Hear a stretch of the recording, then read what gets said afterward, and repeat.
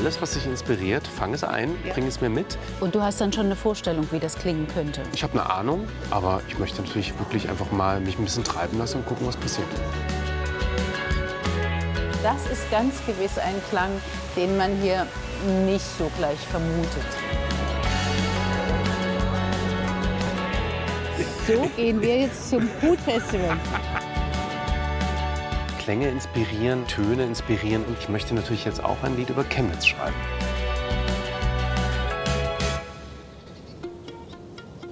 Chemnitz ist verwandelt. Diese Stadt möchte besucht und erkundet werden. Eine pulsierende Stadt, eine große Einladung. Chemnitz erhält nun die Aufmerksamkeit, die die Stadt schon lange verdient. Aus ganz Europa kommt man hierher und staunt über prächtige Gründerzeitviertel, über stattliche Museen und über markante Industriebauten. Viele Blicke richten sich dann auch auf diese einstige Maschinenbauhalle. Hier schlägt heute das Herz vieler kultureller Aktivitäten und Projekte.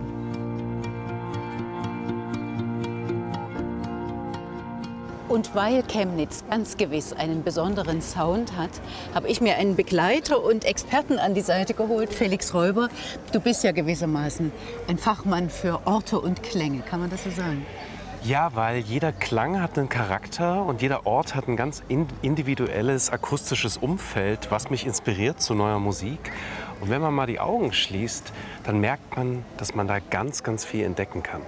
Und das wollen wir heute gemeinsam tun. Wir laden Sie ein ins klangvolle Chemnitz. Diese Stadt gibt heute für uns und für Sie den Ton an. Musik stimmt uns ein auf unserer Reise. In der Hartmann-Fabrik musiziert die Werkskapelle Naunhof. Wir lauschen dem melancholischen Klang des Bandonions, der Bassklarinette und der Geige. Deren Klang bildet einen Kontrast zur Stahlkonstruktion der einstigen Maschinenbauhalle. Ein erster Ort, den Felix akustisch erkunden wird.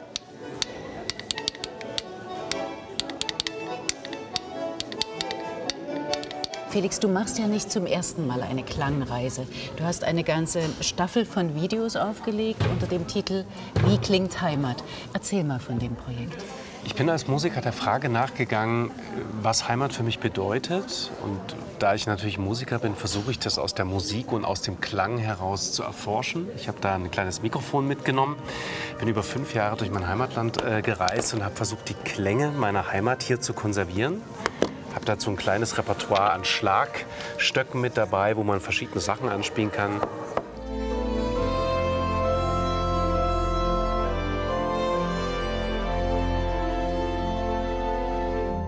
Können wir davon ausgehen, dass du für Chemnitz auch einen Song schreiben wirst oder ein Lied entsteht am Ende unseres Films? Ich möchte natürlich vor allem neben den Klängen auch ganz, ganz viele Menschen treffen, mit denen ich gemeinsam Musik mache, damit dieses Lied eben auch von Chemnitzern quasi mit ausgemacht ist. Ich möchte natürlich auch einen Text schreiben dazu und möchte wirklich versuchen, dieses Lebensgefühl mit den Chemnitzern gemeinsam zu erwecken. Da bin ich sehr gespannt. Da haben wir jetzt eine große Aufgabe vor uns beiden stehen. Ich würde mich mal jetzt auf meinen Weg begeben. Du guckst mal, was du findest. Du gehst ein bisschen sammeln? Ich gehe sammeln. Ich habe hier sowas mit, was ich vielleicht, ist jetzt nicht so professionell wie deine Technik, aber geht das so? Ja, also solange es sozusagen einen Ton abnimmt, kann man damit schon auch was aufnehmen. Ich versuch's mal. Felix, du bist jetzt allein. Ich auch. Wir sehen uns. Uns mal Bis dann.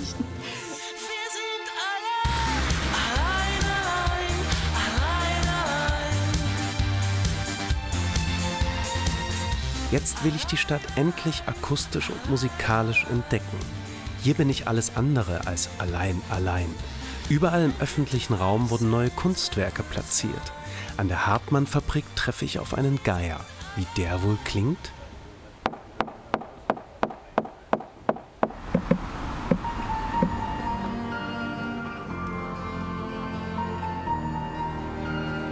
Die Hartmannsche Maschinenfabrik und Chemnitz waren untrennbar verbunden. Chemnitz boomte. Firmengründer Richard Hartmann machte Chemnitz zu einem großen Player der deutschen Wirtschaft. Zwischen den Fabrikgebäuden und seinem Wohnhaus auf dem Kaßberg lagen nur 9 Minuten Fußweg. Na hallo. Na hallo. Grüß dich, René. Hallo. Der Kassberg, so berühmt ist er. Ja. Und du nimmst dir Zeit für mich. Ich danke dir sehr dafür. Was zeigst du mir jetzt, die Highlights? Ja, also ein Highlight ist ja zum Beispiel diese Villa hier. Ne? Wir haben ja diesen Lokomotivenkönig, den Richard Hartmann. Der hat viel Geld gehabt. Ja, natürlich als Lokomotivenkönig, und es war die größte Unternehmen in ganz Sachsen, ne? Mit am Ende 11.000 Mitarbeitern. Und dann hat er sich halt 68 diese Villa bauen lassen. Das war erstmal in Neorenaissance. Und hier hat er dann 10 Jahre gelebt. Ne? Hier war die sauberste Luft. Die Innenstadt ist eher so eine Kessellage. Ja, und hier oben, genau. Aha. Und wir sind ja hier eher bergig. Es geht ja 30 Meter hier hoch auf den Kassberg. Zwischen Limbacher und Zwickauer Straße erstreckt sich das Wohnviertel mit seinen durchgrünten Innenhöfen. Auf dem Kassberg wohnt man stilvoll, in Fabrikantenvillen oder prachtvollen Etagenwohnhäusern. Heute leben in diesem Flächendenkmal über 18.000 Menschen. Es ist auch so eine Gründerzeitviertel, aber halt auch viel mit Jugendstil dann, also eher bürgerlich. Und man sieht es auch in der Ausschmückung, ne? Also ganz viele Erker, auch so Säulen, was auch so neoklassizistisch ist. Also dieser ganze Historismus, ne? Vor dem modernen Bauen, ne? Spiegelt sich halt hier wieder. Ne? So diese Mischung auch. Und das ist halt auch das, was auch jeder Stadtführer zeigt und was auch die Gäste sehen wollen, so diese schönen Fassaden, ne? Also diese Keramikkunst da oben, also da gerade bei den Majolika-Häusern. Den Ursprung der doppelt gebrannten und bemalten Kacheln vermutet man übrigens im heutigen Mallorca. Nach dem Welterfolg und dem plötzlichen Ende meiner Band Polarkreis 18 wusste ich lange nicht, wie es weitergehen soll. Meine Spurensuche durch meine Heimat Sachsen hat mir geholfen, meine musikalischen Wurzeln wiederzufinden. Im Wirkbau besuche ich eine Ausstellung der Pochenbiennale. Ich habe schon so gesehen, gerade beim Durchlaufen, für mich hat das Gefühl, als würde die Zeit so ein bisschen zerfließen. Man sieht so diese Plattenbau-Verkleidung irgendwie, also so irgendwie zwischen Vergangenheit und Zukunft. Würdest du sagen, es ist so eine neue Kunstgeist hier in die Stadt eingezogen? Ja, also diese Ausstellung heißt ja, woraus wir gemacht sind. Und bei dieser Ausstellung wollten wir uns vor allem mit so Themen und Fragen auseinandersetzen. Wie hat sich das Material, die Spuren, die Vergangenheit der letzten 30, 40 Jahre in die Stadtgeschichte eingebrannt, in die Architektur, in unsere Körper, in unsere Psyche. Und was sehr typisch ist, natürlich diese Materialien, also dieser Schichtbeton und die Glasbausteine, das sind sehr typische Materialien, die man der DDR in der Architektur genutzt hat. Und ich glaube, wir sind so eine Generation nach 90, die jetzt so anfängt, sich mit der Geschichte irgendwie noch mal neu auseinanderzusetzen. Wenn für dich die Stadt ein Klangraum wäre, wie würde die klingen? Auf jeden Fall sehr klar im Schlag. Ich glaube, was man immer wieder einem begegnet, ist, wie offen und vielleicht auch manchmal konfrontativ die Menschen sind. Also hier nimmt man sich kein Blatt vor den Mund. Ich glaube auch, der Klang von dem Beton, der irgendwie durch diese DDR-Plattenbau irgendwie so präsent ist noch, wäre was. Und vielleicht auch der Klang von den Bäumen und Pflanzen, weil Chemnitz ist wirklich eine super grüne Stadt. Auch im Stadtteil Kappel schlug das Herz der Fabrikstadt. Diese einstige Gießerei und Maschinenhalle beherbergt heute das Industriemuseum Chemnitz und die Schätze des sächsischen Industriezeitalters. Hier ist überall Klang drin. Da sind sich Felix und ich einig. Aber wie klingen die Maschinen, die Chemnitz groß gemacht haben? Über Transmission verbunden laufen hier Werkzeugmaschinen von vor 100 Jahren.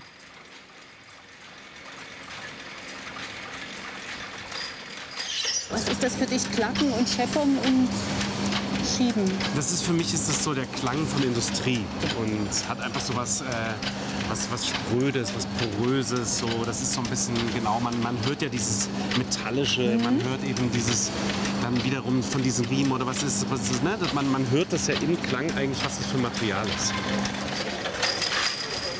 Und wenn wir jetzt sozusagen den Sound von Chemnitz in ein Lied fassen wollen, dann ist dieser Klang natürlich eine Inspiration, aus dem ich dann später was mache.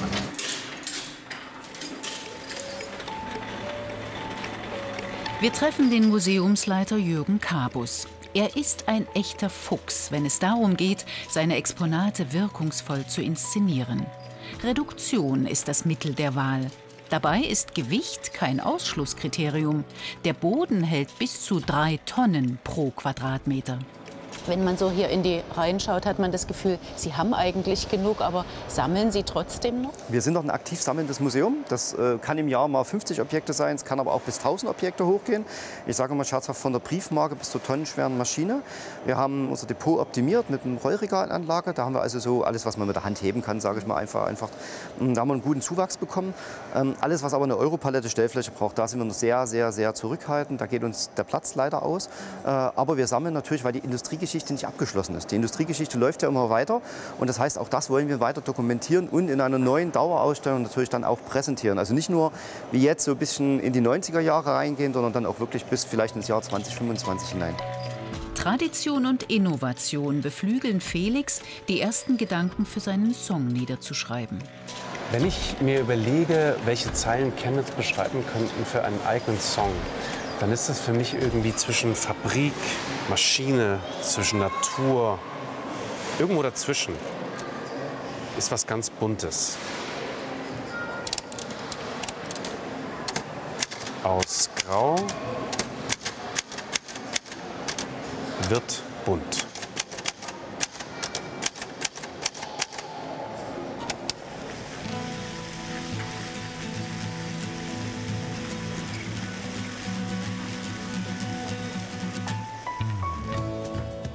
Die Stadt ist ausgelassen und fröhlich. In das Stimmengewirr am Markt mischen sich aber auch ab und an besondere Töne. Wir wollen wissen, woher sie kommen. Musiziert etwa jemand im Verborgenen unter der kupfernen Haube des Rathausturms? Beim Einkaufen erkennen die Einheimischen ihre Melodien wieder und die Gäste der Stadt sind überrascht. Über die Chemnitzer Touristinformation haben wir eine besondere Audienz gebucht.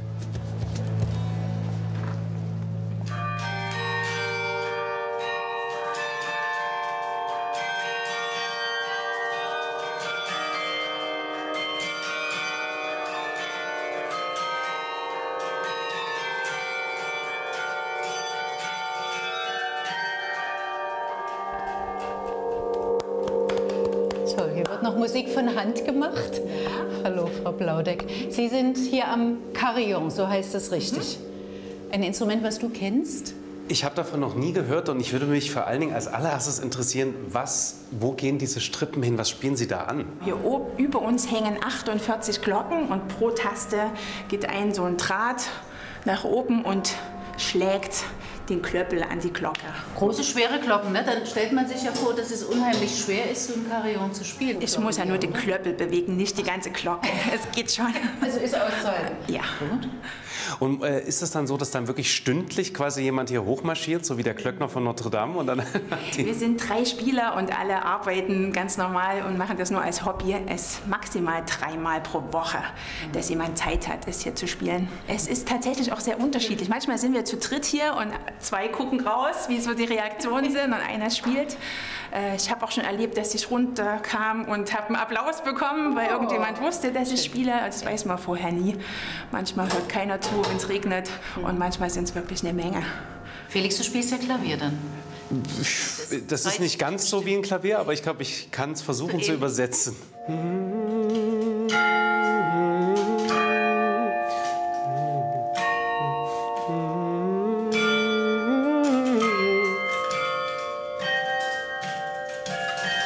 Okay, ich hab's.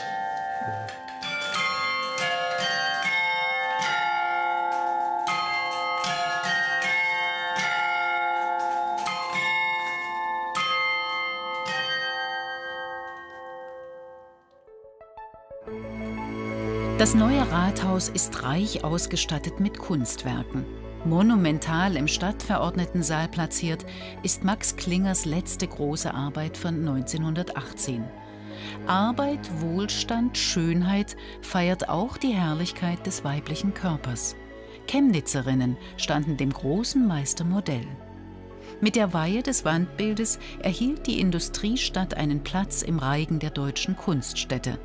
Die Chemnitzer Ratsherren haben ein sicheres Gespür für Kunst. So schmückt seit 2013 auch ein Neo-Rauch das Haus im Ratssaal. Wenn man sich mit der Musik, die aus Chemnitz kommt, auseinandersetzt, fällt immer wieder der Name der Familie Kummer. Im Kultclub Atomino treffe ich auf dessen Gründer, den Musiker und Künstler Jan Kummer, dessen Kinder gerade mit den Bands Kraftklub und Blond überregional erfolgreich sind. Warum hat sich nie weggezogen? Oder was glaubst du, warum einfach deine Familie immer hier geblieben ist? Ja, das ist relativ simpel. Das ist jetzt kein übersteigerter Lokalpatriotismus. Das ist im Grunde, man kann ja leicht reden, wenn man ja mit den Sachen, die man so tut, sowieso unterwegs ist. Ja, also ich könnte jetzt nicht auch von der bildenden Kunst nur von Chemnitz leben. Man muss immer Ausstellungen, Messen, weiß der Kuckuck was, man ist unterwegs jedenfalls. Ne? Und da gab es dann eigentlich nie so eine Veranlassung zu sagen, ey, also, ja, mir fällt die Decke auf den Kopf. Ne? Und jetzt bin ich ja in Chemnitz auf der Suche nach so typischen Klängen, die dieses Stadtbild beschreiben. Gibt es für dich so einen bestimmten Klang, der dir einfach einfällt assoziativ? Es sollte ja mal eine sozialistische Musterstadt werden, Chemnitz. Deswegen haben wir hier so 6-spurige Straßen im Stadtzentrum. Und wenn dann so der Wind durchpfeift durch diese Magistralen und dann klappern so diese hohen Stangen, wo Fahnen befestigt werden, die klappern so im Wind. Das ist für mich zum Beispiel so ein ja, wirklich typisches Chemnitz-Geräusch.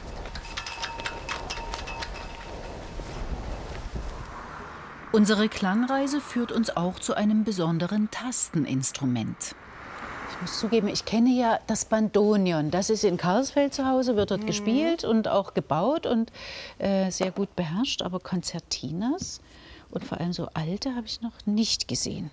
Wow, was für ein Prachtstück. Ja, das ist unsere kleinere Konzertina. Sie ist um 1910 gebaut worden. Man sieht es an den schönen aufgelegten Silberarbeiten ganz im Jugendstil. Der Herr Uhlich, der hatte zuvor eine Musikinstrumentenhandlung und hat dann das Akkordeon verbessert. Ja. Es hat ihm was nicht gefallen dabei und er hat erst mit ganz wenigen Tasten eine Konzertina gebaut.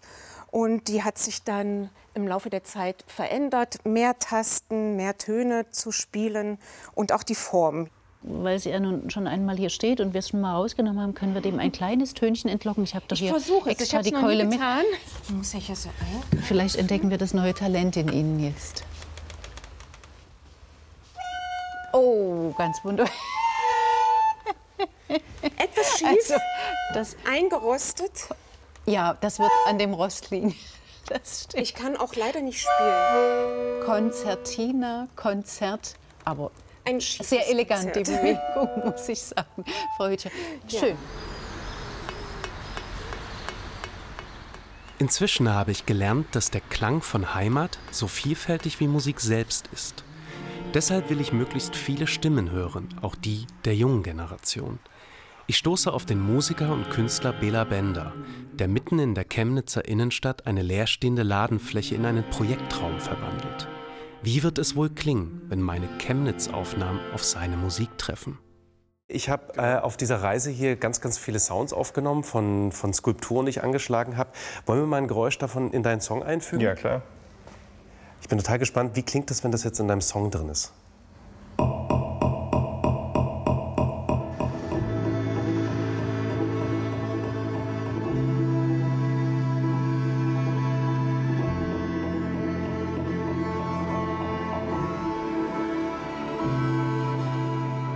Bela, was sehen wir hier? Was sind das für Kunstwerke hier an den Wänden?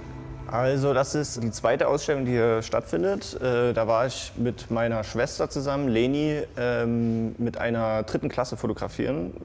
Vor ungefähr einem Jahr hatten wir die Idee und sind dann einfach in eine Klasse gegangen mit 25 Kameras für 25 Kinder. Und jedes Kind konnte die Kamera eine Woche lang frei benutzen, wie es wollte.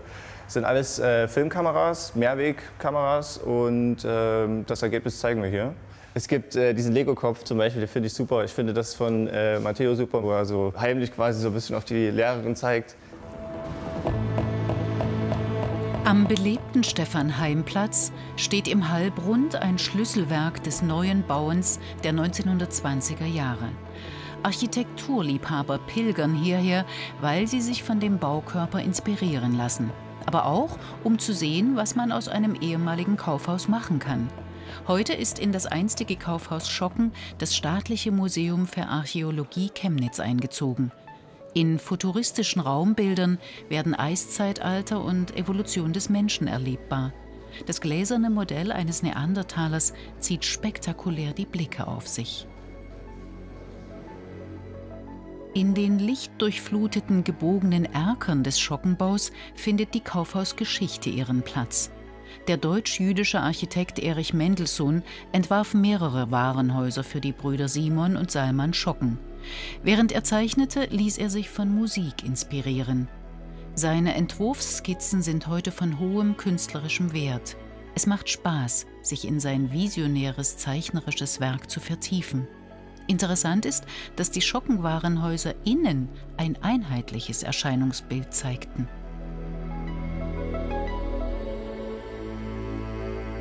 Wenn wir von Schocken sprechen, Frau Dr. Wolfram, dann denken wir ja in erster Linie an Chemnitz. Aber das ist ja nur ein Teil der Wahrheit. Schocken war eine Kaufhauskette. Wo waren denn noch bedeutende Standorte in Deutschland? Also Chemnitz ist einer der letzten Standorte, die überhaupt eröffnet wurden vom Schockenkonzern. Das Zentrum und der Ausgangspunkt war Zwickau mit einem Kaufhaus.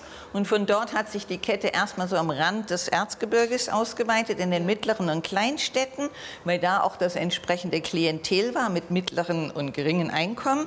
Und dann eigentlich in den 20er Jahren hat man expandiert. Ich denke, es gab einen Wandel in der Idee, wie ein Kaufhaus zu sein hat. Vorher waren sie ja im 19. Jahrhundert sehr an Kirchen angelehnt. Das war alles so erhaben und so weiter, und alles nach oben, und wie auch die Fabriken ja auch im Übrigen. Und da war viel Licht drin, ja, und viel Lichthöfe, Durchbrüche. Aber das heißt natürlich, dass man viel Fläche verliert, auf der man Waren präsentieren kann. Und Schockens haben ihr Geld gemacht mit dem Umsatz von Massen. Jetzt ist das Haus das meistbesuchte Museum der Stadt. Und neuerdings auch ein beliebter Veranstaltungsort. Schön, dass ihr da seid. Für uns eine aufregende Situation, denn wir sind uns alle noch nie begegnet und trotzdem führt uns dieser Song zusammen. Ein Song, der für Chemnitzer stehen soll und von Chemnitzern natürlich auch gesungen werden soll. Und deswegen ist es ganz, ganz toll, dass ihr mit uns dieses Experiment wagt. Und ich hoffe, ihr könnt euch darin wiederfinden. Haben uns die Zukunft gebaut, das Graue Rund. Chemnitz gibt den Ton an, im Kleinen wie im Großen. Im Festprogramm hat selbstredend auch das Chemnitzer Opernhaus seinen Platz. Felix, kleine Zwischenbilanz so für uns. Wird das was mit dem Song? Bist du inspiriert? Ich bin inspiriert. Ich glaube, Chemnitz ist bisher so ein Vielklang für mich. Ja? Glocken im Rathausturm, Industriegeräusche, aber natürlich auch der Klang der Skulpturen. Und mich interessiert jetzt vor allem natürlich, wie ist der Klang der Hochkultur in Chemnitz? Ja, da kann ich liefern. Also da kann ich dir was bieten. Wir stehen hier vor dem Chemnitzer Opernhaus. Chemnitz hat spät eine Oper bekommen, aber dann mit Paukenschlag. Sogar der König kam. Und es ist bis heute ein wichtiges Haus für die Musikkultur in Sachsen. Na dann, geht's los? Ja. Schon das Foyer überrascht. Kein Historismus, kein Stuck. Die Böden sind mit weiß-grauem Carrara-Marmor aus Italien gestaltet.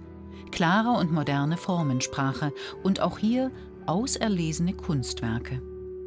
Zu gern hätte Felix den Ton vom Marmor abgenommen, aber er ist verabredet. Ich hoffe, ich störe Sie nicht eine Stunde vor der Show. Hallo. Schön, dass ich hier sein darf. Ja, herzlich willkommen. Ja, herzlich willkommen. Der Benjamin. Chefdirigent. Hi. Genau, der neue Generalmusikdirektor und Chefdirigent hier in Chemnitz. Vielen Dank, dass ich hier kurz mal mit dabei sein darf. Wie muss man sich das vorstellen? Eine Stunde vor der Show, bügeln Sie dann Ihren Frack noch mal, um das Lampenfieber in den Griff zu kriegen? Das mache ich jetzt gleich noch in der Garderobe tatsächlich, weil der war noch ein bisschen zerknüttelt von einem Konzert in Basel im Koffer. Ja, jetzt richte ich mich hier gerade an meinem Pult so ein bisschen ein, gucke, dass die Höhe stimmt, gucke, dass all die Utensilien, die man so während der Vorstellung braucht, der Taktstock, die Partitur und so ihren richtigen Platz finden. Würden Sie sagen, dass das Orchester auch ein bisschen diesen Klang der Stadt ausmacht, dass es so für Chemnitz als Stadtklang steht? Ich glaube, die Stadt ist vielleicht etwas rauer als der Klang dieses Orchesters. Der Klang der Robert-Schumann-Philharmonie ist eher warm, ist eher geschmeidig, ist sehr sauber. Und ja, vielleicht ist es aber auch ein Teil von Chemnitz, den die Chemnitzerinnen und Chemnitzer noch entdecken können. Erstklassige Sänger bindet das Haus an sich. Und es zeigt, dass es für bedeutende Erstaufführungen, die deutschlandweit in der Musikkritik Widerhall finden, künstlerisch bereit ist. Chemnitz ist angekommen in der Welt der Musik. Einer meiner Vorgänger, Anton Richard Tauber, holte also die erste sächsische Parsifal-Aufführung nach der Sperrfrist in Bayreuth hier nach Chemnitz. Das war also nicht in Dresden, das war nicht in Leipzig, das war hier. Und hat seit der Zeit eine Tradition. Und wirklich diesen Ritterschlag erteilt hat dann Wolfgang Wagner auch, als er hier das Haus besuchte in den 1990er Jahren und weihevoll also sagte, Chemnitz sei reif für den Ring. Verfestigte sich also dieser Anspruch des sächsischen Bayreuths, der aber, wie gesagt, schon auf den Anfang des 20. Jahrhunderts zurückgeht. Heute steht aber nicht Wagner, sondern sein Zeitgenosse Verdi auf dem Programm. In wenigen Minuten erleben wir die Faszination Oper, fühlen mit einer Frau, die in einem tragischen Schicksal gefangen ist. Vorhang auf für La Traviata.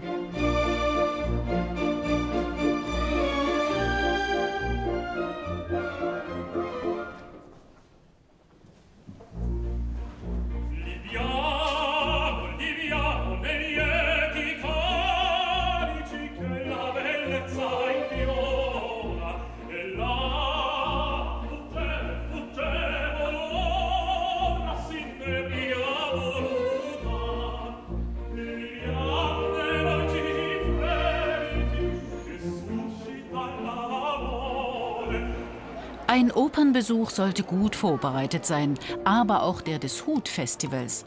Zwar hat da jeder so seinen eigenen Geschmack, aber ohne Hut zum Hut-Event ausgeschlossen. Ich finde ja den hier sehr, sehr gut, diesen weißen. Ja, dann Ja, mach mal. ich will den mal ganz kurz so. Ja, das finde ich, das funktioniert gut. Ja, würde ich sagen. Zu mir oder zu dir? Nee, ich finde, der passt gut zu dir. Zu mir. Ja. Gut, dann nehme ich den mal zur Seite. Soll Und du? Ja, schwarz bin ich nicht so überzeugt bisher, weil habe ich nirgendwo am Körper bisher. Setz mal was. Felix, du musst mal was aufsetzen. Ja. Einfach so. Ich meine, ich kann das mal probieren. So, ja, das wäre jetzt so der schicke. Fesch. Fällt mir gut. Fällt er Ihnen? Ja? Hm? Ist gut, oder? Nee? Ah, glitzert sogar. Okay, dann machen wir es mal ein bisschen. Anders? Ein bisschen bodenständiger. Das passt, glaube ich, sehr gut, oder? Ja. Besser? Ja, ja. Chemnitz 2025. So vieles hat sich verändert. Chemnitz ist ins Blickfeld gerückt. Überregional und international. Eine Region ist in Bewegung gekommen. Die deutsch-israelische Künstlerin Nirit Sommerfeld eröffnete im Schocken ein Café, benannt nach ihrem Großvater. Hier im Café Julius sind jetzt alle sehr gespannt. Am Ende unserer Klangreise durch Chemnitz ist ein Song entstanden. Und der erzählt von Veränderung, von Platte und Glanz, von Chemnitz, wo das Grau erblüht. Und mehr will ich jetzt gar nicht verraten. Wir verabschieden uns an dieser Stelle und es folgt nun Grau wird bunt.